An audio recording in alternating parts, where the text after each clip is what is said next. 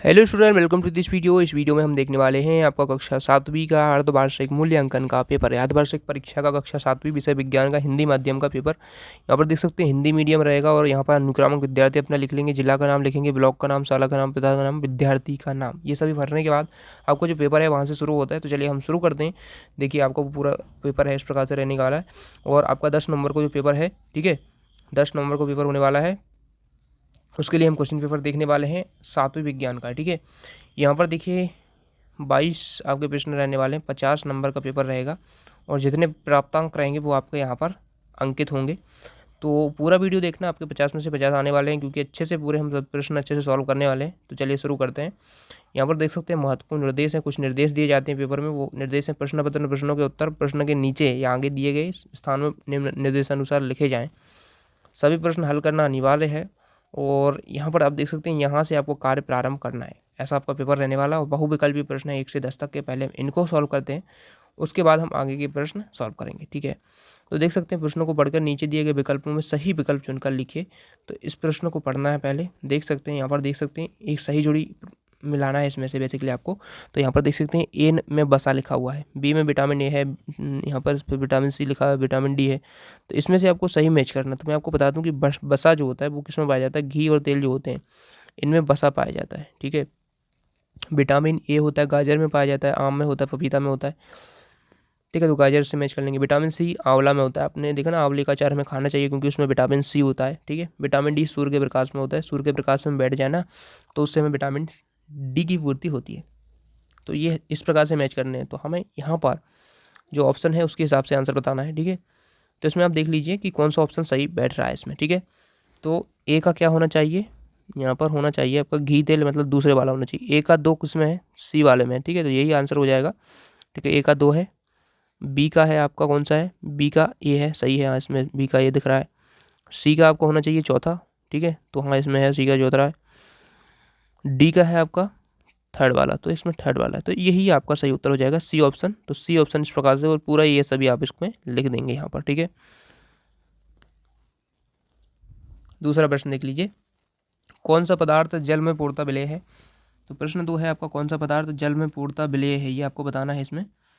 तो इसमें सही जो उत्तर है, चाय पत्ती नहीं है, चॉक पाउडर नहीं है, बालू नहीं है, बाकी जो चीनी है इसका सही उत्तर है। क्योंकि चीनी को आप जब किसी भी जल में पूरी तरह से, जल के मतलब वाटर में पूरी तरह से घोलते हैं तो पूरी तरह से घुल जाता है। जब आप चॉक को घोलेंगे तो वो नहीं घुलेगा, उसके कुछ ना कुछ कण आपको दिखेंगे, ठीक है। लेकिन चीनी पूरी तरह से घुल जाती है। डी ऑप्शन इसका सही उत्तर हो जाएगा, ठीक है। तीसरा प्रश्न देखते हैं, उत्क्रमित किए जाने वाले परिवर्तन का उदाहरण। उत्क्रमित यानी कि फिर से वही चीज़ हम कर सकते हैं जो हम पहले ही कर चुके हैं। जैसे कि हमने यहाँ पर किसी भी गीले कपड़े को सूखे कपड़े में मतलब कर दिया, मतलब गीला कपड़ा है उसको सुखा दिया, फिर से हम सूखे कपड़े को गीले कर सकते हैं।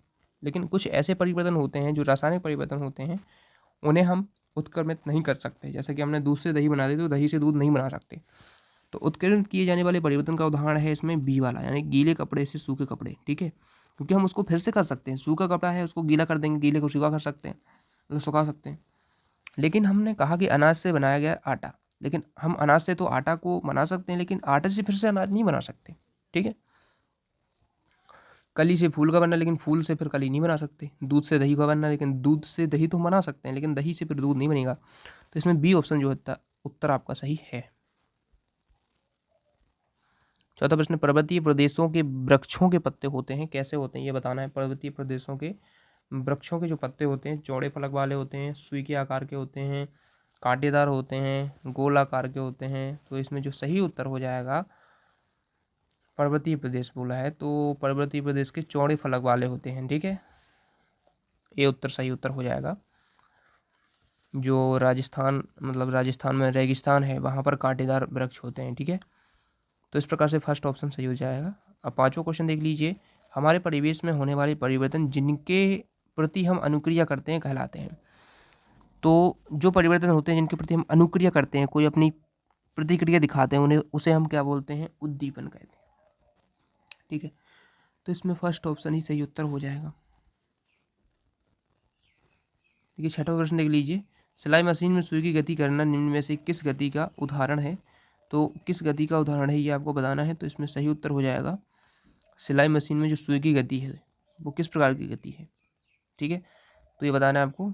तो इसमें देखिए आवर्ती गति है, वृत्ताकार गति है, दोलनी गति है, रेखीय गति है, तो वो दोलनी गति है। ठीक है, तो सी ऑप्शन सही उत्तर हो जाएगा। अब देखिए हम सातवां प्रश्न देख लेते हैं। दिए गए परिपथ में दोनों तारों के मध्य किस वस्तु को रखने पर बल्ब जल जाएगा?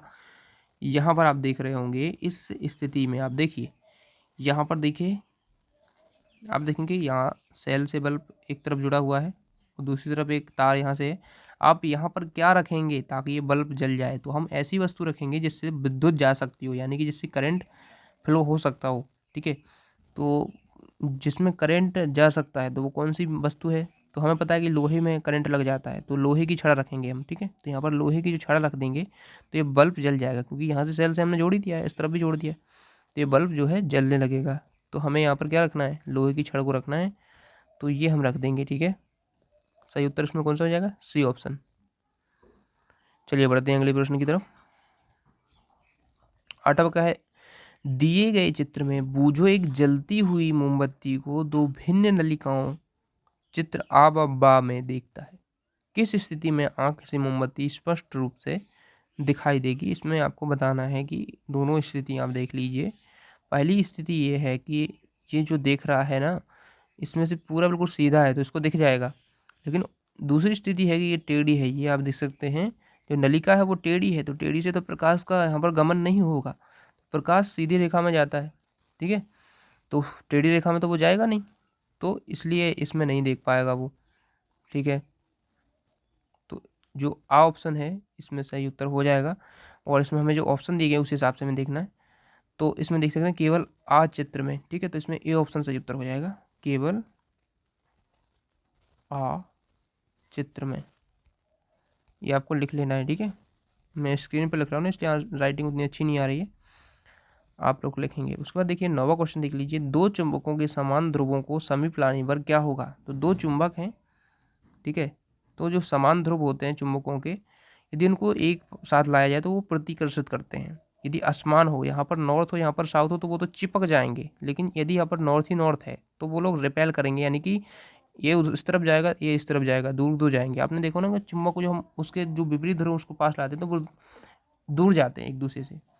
तो सदैव प्रतिकर्षण होगा यदि हम समीप लाते हैं समान ध्रुवों को। यदि विसमान मतलब जो असमान ध्रुव है उनको लाते हैं तो वो आकर्षित कर देंगी। तो इस क्वेश्चन का जो उत्तर हो जाएगा बी वाला हो जाएगा। ठीक है, 10वां क्वेश्चन है लंबाई का ऐसा ही मात्रक है, तो इसमें लंबाई का ऐसा ही मात्रक आपको बताना है। तो चार ऑप्शन देख लीजिए, मीटर, सेंटीमीटर, मिलीमीटर, किलोमीटर। तो लंबाई का मीटर है, ठीक है, ऐसा ही मात्रक, तो इसमें ए ऑप्शन सही उत्तर हो जाएगा। निर्देश है इसमें नीचे दिए गए प्रश्न है 11 से 20 तक के जो प्रश्न रहने वाले। तो देखिए पहला जो 11वां प्रश्न है, प्रश्न 11 है। ठीक है, शरीर में आयोडीन, लौह व कैल्शियम की कमी से कौन से रोग हो सकते हैं? प्रत्येक की कमी से होने वाले रोगों के नाम तथा इनकी कमी को पूरा करने के लिए आवश्यक स्रोत क्या है, लिखिए।